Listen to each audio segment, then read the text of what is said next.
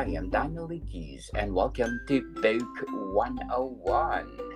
Book 101 is all about the books that I read for the last 40 years. And today I have my special guest. She's award winning author and, of course, a best selling author too. No other than Miss Mary Keliikoa.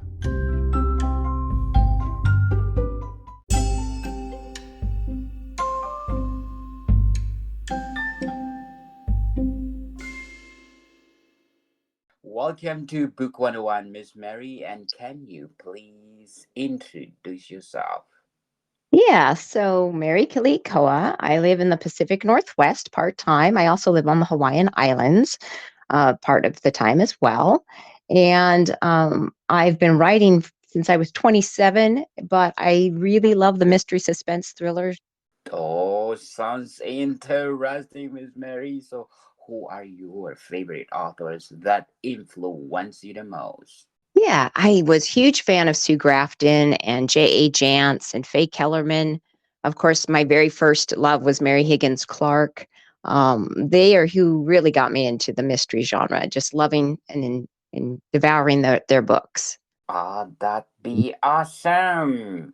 So, Miss Mary, what are your short term and long term goals in writing? Oh gosh, I've been writing since I was 27. So the long-term goal, of course, was always to just be a published author, which I finally accomplished in 2020 when I debuted. And I was 55 years old at the time. So it took me a few years to get there. But my short-term goals are really just to keep getting better at what I'm doing, getting better at my craft, and producing books that people want to read and enjoy. How does it feel that you are belong to two categories, best-selling author and, of course, award-winning author? Yeah.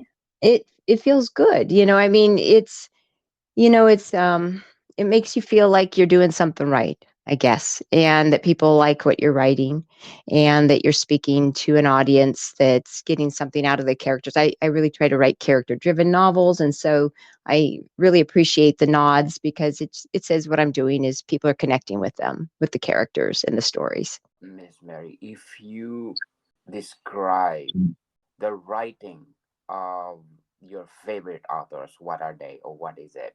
What do I like about them? Yes. The characters, of course. Yeah, that's what I see in their books is that I find people that they've created in their fiction worlds that I can connect with, and I really get on board with their journey of not only solving the crime, because of course I write mystery suspense thriller and that's what I read, but also their journey to become better at what they're doing, become better people, dealing with some of their own quirks and trying to get over their own issues. Those are all the things that I look for in the books that I read and what I try to write. Interesting, Miss Mary. Is it a pressure, those tagline behind your back? And no, not really. I really write for the love of it, and I really try to stay focused on that part of it. I try not to think about too much else. Just trying to do the best work that I can do, create the best book I can write, and just putting it out there and letting it go and moving on to the next book. Writing all those books, who inspired you? Sue Grafton, definitely.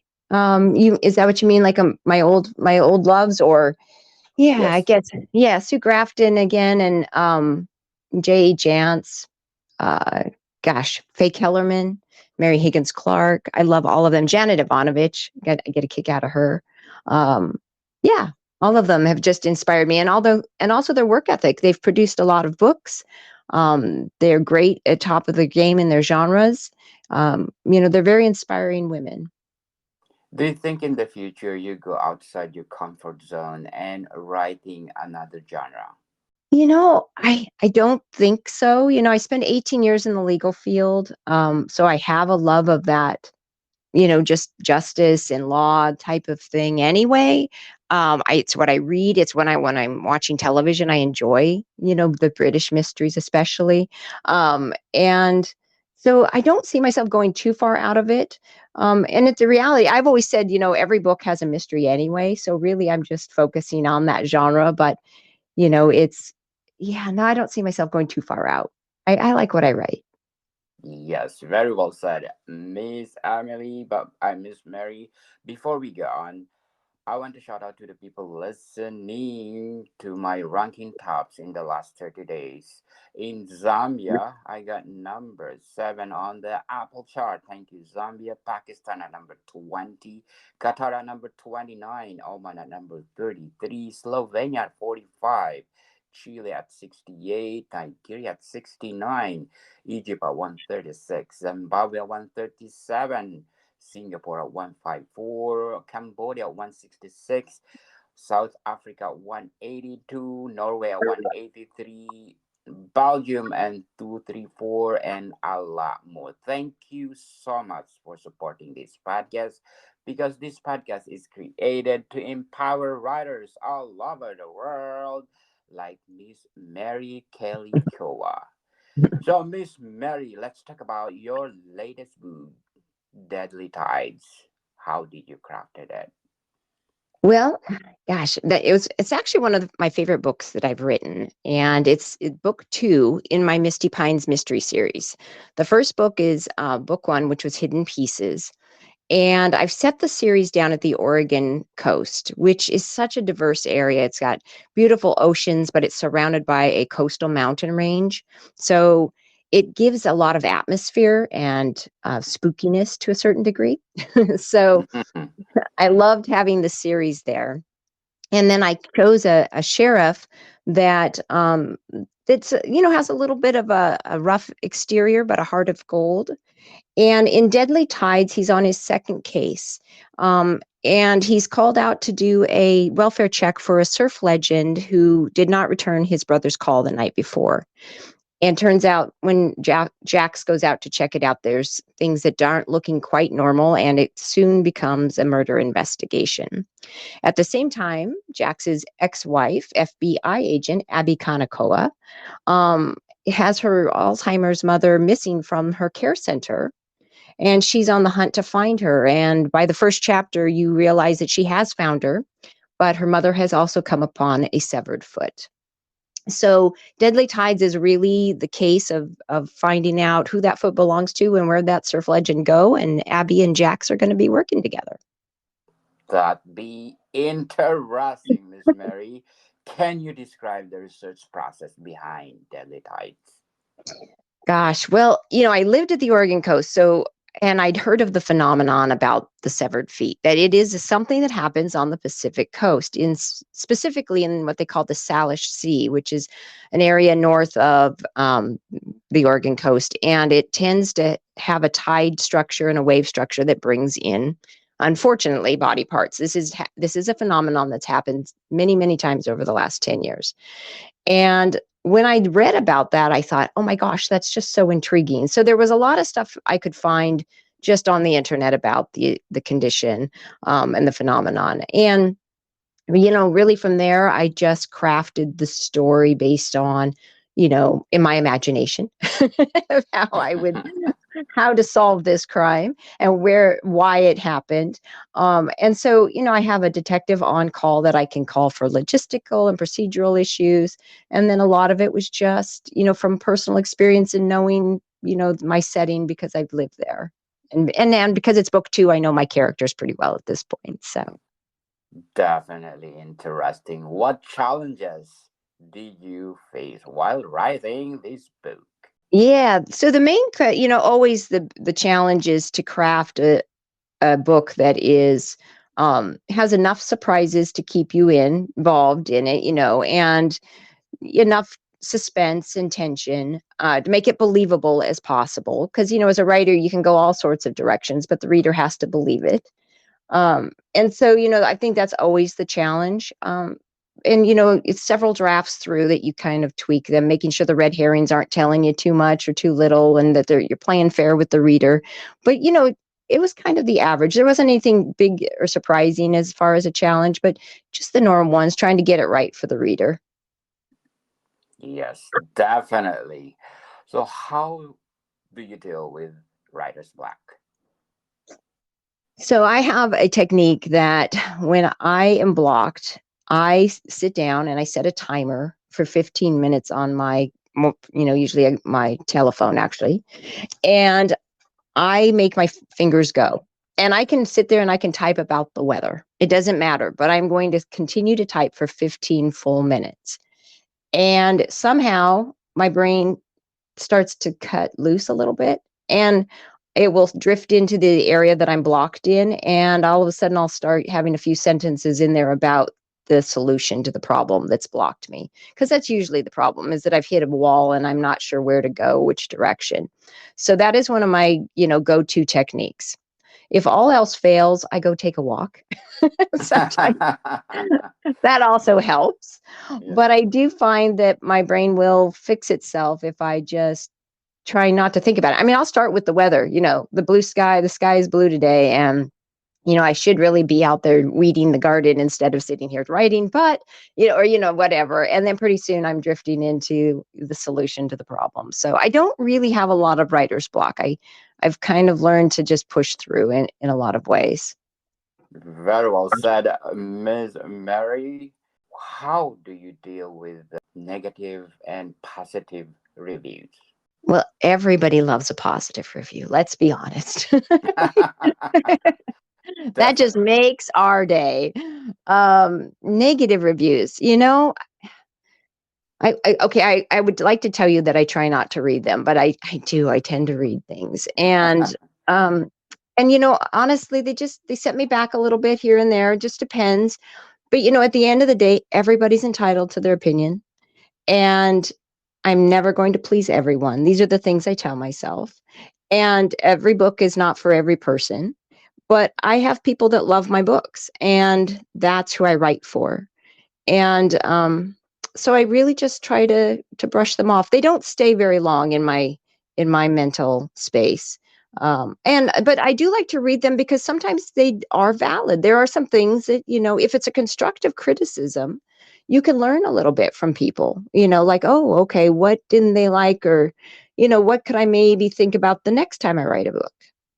So, I'm open. I'm one of those people that I love all perspectives. And so, because I think there's something to learn from everybody about everything. So, I do read them, brush it off a little bit if it affects me, and I try to stay focused on those positives because those are the real fun ones. Definitely. What do you think rejection make you better in the process? Oh, absolutely. It makes you better in the process. My very first book, Derailed, debuted in 2020. I had 100 rejections from that book. 100 agents, 100, publishers all rejected this novel. It went on, I continued to make it better. I went back and I redrafted and I, took their criticisms to heart and I kept strengthening the book. When I debuted in 2020, I got nominated for four best novel debut awards. So, sometimes you do need that rejection to push you back a little bit to make you go dig a little deeper and come back on the other side of it. So, I think you have a lot to learn as long as you don't get too defensive or you don't give up, because that's the key. Don't give it up. Just get back in there and fight another day. that's how I that's how I figure. Don't give up, people. That's right. So, what is your daily writing routine like? Yeah, so my husband leaves the house usually early in the morning to go work out, and I that becomes my quiet space in the house. So I usually start about 7 o'clock in the morning, and I write till about 11 every day. And most of it is writing. Some of it I'm doing some research in there, but it's 4 hours of just me time and my novels, and that is almost every day. I do take Sundays off usually, just to have a nice quiet day with the family. But um, yeah, that's my routine, and I do it every day because I love to do it every day. I don't know that it's a requirement that people write every day, but I personally like it's part of for me it's like meditation because I meditate every day too. It's just part of my process, of feeling good about my day. I feel productive. I feel good. I'm ready to go for the rest of it after that. Yes. So, can you share A memorable breeder feedback or interaction that had significant impact on you.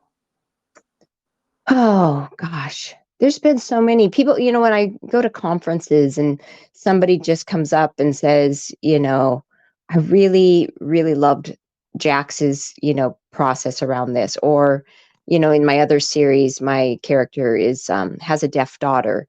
And I've had people come up and say, I have a deaf daughter. And this was such a great book because it was really fun to see it normalized, and how she was treated in the book. And you know, I think it's those types of things that make me feel like I'm doing the right things and I'm going down the right paths.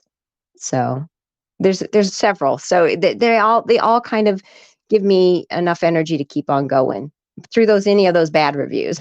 It's the ones that keep me going. I think you are in a straightforward direction because you are best-selling author and award-winning author. So Deadly Tides. What behind the title of your latest Oh, novel? well, Deadly Tides because of the severed foot. We had to have a tie-in to that ocean. So that was the inspiration. Definitely. And according to Ray Moon, an intriguing, complex police procedural. So, can you share a little bit information about in the police procedural without spoiler? Well, Sheriff Jax Turner and FBI agent Abby Kanakoa, they are the police procedural part of it, right? They are working the case from start to finish. They've got some leads. Abby's actually working a separate case, parallel, because there's been another missing person in a town nearby. And then, of course, Jax is working the surf legend part of it. And, there's a lot of red herrings, or not red herrings necessarily. I mean, there's a lot of leads to be going down. There's, a jealous competitor.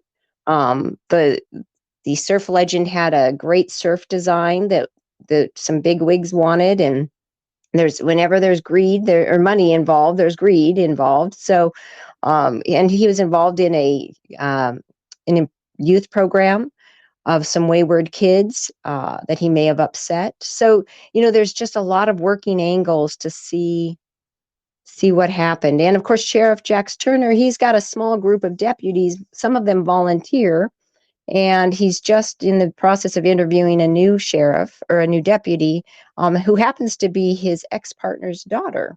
So he's got a lot going on the police procedural side of it. So Yes, so Miss Mary, Deadly Ties. If you go back and you want to revise the book itself, which part of the book you want to revise? oh gosh, what part would I want to revise? Hmm.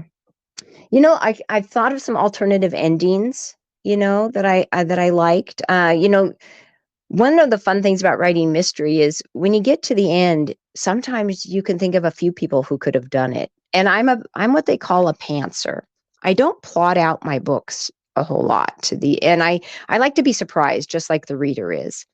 And so I get to the end and I'm like, okay, so this person could have done it or this person could have done it. And so sometimes I think it might have been fun if I'd have chosen the other guy or the other person or the other girl or whoever. I'm not going to tell you who. I'm not giving it away. But sometimes I think, I wonder what it would have been like if I'd have gone down that road. Definitely. So, as a writer, how would you balance the villain and the heroes of Deadly Tides? How would I balance them? Yes. Hmm. Well, I think that in a lot of ways, um, they're similar. They have similar things that they could have gone down similar roads. And you want to give the villain respect and reason for what they do. I don't like to just draw black and white characters. I like to even have my villain with that depth.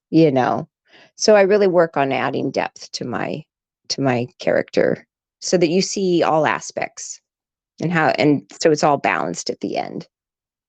That'd be awesome. But before we go on, I'm inviting you to listen to my other podcast, Food 101, our third season with Chef Alessandro. one of the best executive chef in one of the five-star restaurant in downtown Toronto. Please do listen to our latest episode. We talk about one of the expensive spices in the world, saffron. People, saffron. It's something else that you need to include in your daily, let's say, cooking. It's very expensive, but it's worth it. So, people, please do listen. Food 101. Plus, our books are out, not only one, but 10 volumes, people, and more volumes to come. Food 101, Volume 1 Basics. The first volumes of the many volumes to come is all the books that you need to create a delicious food available on Amazon and leading online bookstores worldwide. So, Miss Mary, do you have any advice for aspiring writers out there? You know, just keep getting better at your craft. Keep reading widely. I think reading is one of the best ways you can teach yourself to read, to write better, whether it's dialogue or setting or whatever. You can learn so much from people that are already out there doing a great job, in their books.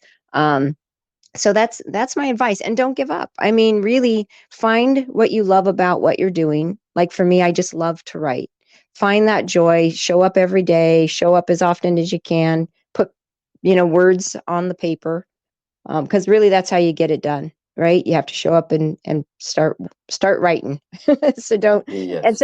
so classes are great and all of that's good, but nothing takes the place of actually showing up and starting the actual writing process. And don't be afraid. You can always edit it. You can work on editing what's on the page. You cannot do that unless it's there. So Yes, people, stop procrastinating. Go for it. absolutely.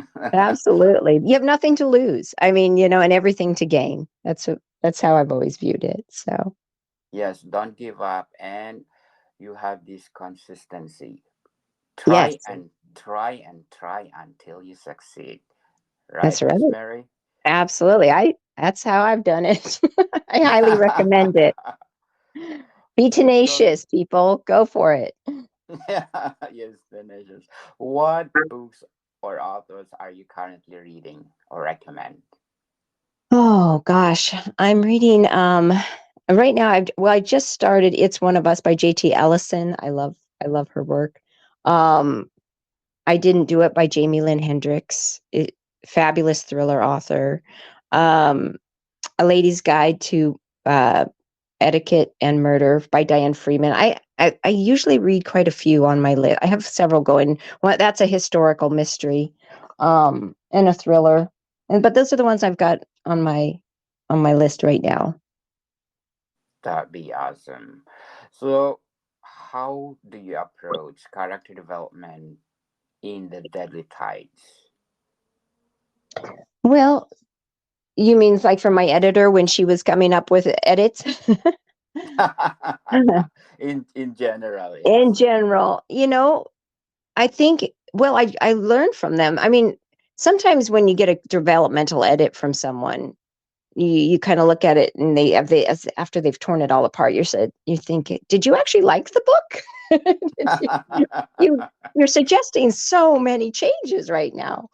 Um, but I always take a day. Anytime I get critique back for editing, I always take a day. I read it and I set it down and I go away. Because sometimes I'm human and I have responses to these things. I'll be like, "What are you talking about?" So, but That give myself about 24 hours and I come back and I reread it and I can actually see what they're talking about.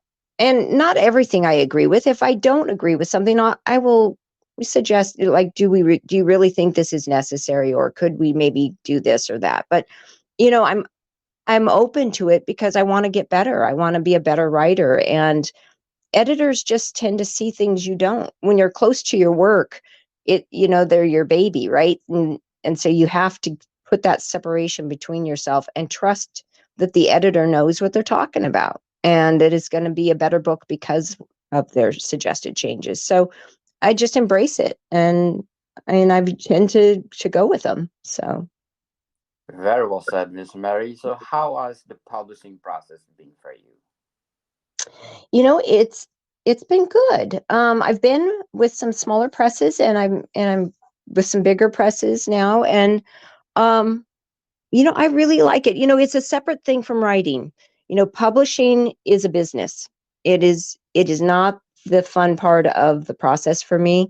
The creating process is my favorite part, of course. But, you know, obviously getting the words out and going through that it has so many highs from the first time you see your book cover to the first reviews that come in. Um, it has delays like any business. Things don't always happen the way that you want them to or as fast as you want them to. But you just take a breath and you realize it's a separate part of the process.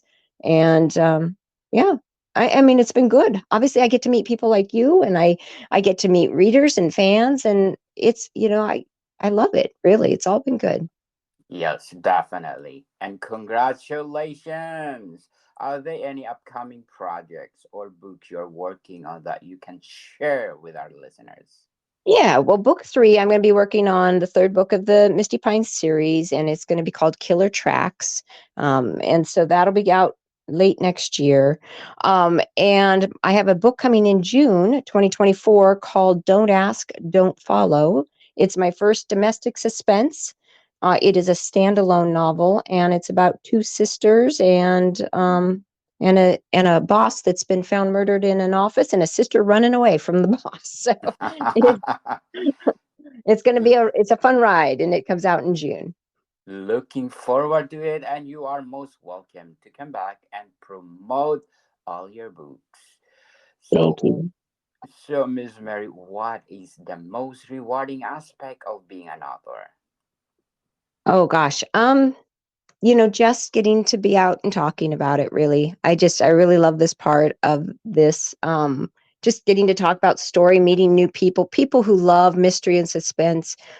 If we're not talking about my books, talking about any books that are mystery and suspense, it's just fun. It's fascinating.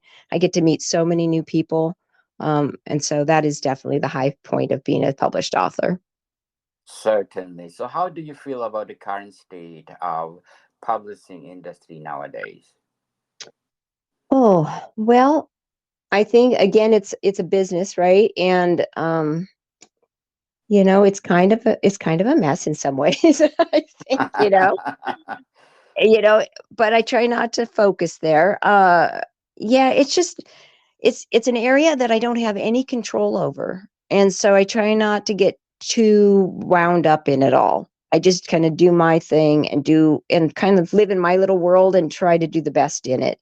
But I think there's just some things that need to happen, especially with the AI stuff that's going on and the influx of that into the systems, so that people don't know whether they're reading computer generated books or people generated books. Um, yeah, I think they've got to get some things going to kind of protect the creators out here. So we'll see what Definitely. happens. We'll see what happens. Wait for the results. So, Yeah. Miss Mary, if you go back and give advice to yourself when you were first starting out as a writer, what would it be? Oh, try to spend more time not worrying about how it's going to turn out. So I think I spent a lot of years just, like frustrated and like wondering if I'd ever be published, and sometimes that would kind of take away the joy of it. So I think if I could go back and just say, "Hey, Mary, it's going to work out. Just keep going. It'll be fine. Just go write your books." So, Right, right, right, right. yes, just go write, and the world will work itself out. It's going to be okay. Definitely. So, Miss Mary, Misty Pines Mystery, is it a series, a quartet, or a trilogy? It's going to be a trilogy at this point. Yeah, so I'm working on the third book, but the beautiful part about having a detective or a sheriff is it can be ongoing. So I'm going to say right now it's three books, but it could go further. So, the book one is The Hidden Pieces. Yes, Hidden Pieces, and then Deadly Tides is out now. So Okay, can you come back next week and let's talk about the hidden pieces? Let's scrutinize it, which part of the book you like best, and many more. absolutely, I'm always happy to come back. Yes, definitely. So, deadly tides, if you give an adjective, give me five adjective of the deadly tides. Oh my goodness. Hmm. A little bit creepy. Okay. Well, gritty. Um, hmm, Tantalizing. I don't know if these are what these are. These are. It's awfully early. Um, Keeps you guessing and satisfying at the end. Definitely. It's really tantalizing. I like the cover of your book. What do you think? Deadly Tides is good for a series or a motion picture? I think it could be a series. I think Jack should have his own show, just like Longmire did. Definitely. I'm looking forward for that. But sometimes, Miss Mary, the novel itself is better than the series. What do you Yes. think? Yeah, I think you're right. Sometimes that's true. Although I'm a very visual person as well, so I enjoy those. I enjoy things on the screen. But yes, for as far as the details and really digging into character, the books are far superior. Definitely. So, Miss Mary, can you please invite our listeners to support all your books? Yes, please. Please come buy Deadly Tides and all of my books. You can check it out on my website, which is marykeliikoa.com, MaryKeliikoa.com. And it tells you everything that's available. And you can even sign up to my newsletter and find out what's happening first. Yes, people, let's support Miss Mary Keliikoa because if you support her, more books to come. And thank you, Listen Notes, for my listen score of 26 and belong to 10% popular show globally. And FitSpot for being the number 7 best art book podcast need to be followed this 2023. Thank you so much for supporting this podcast. And Miss Mary, thank you for your time. Thank you for having me. Take care.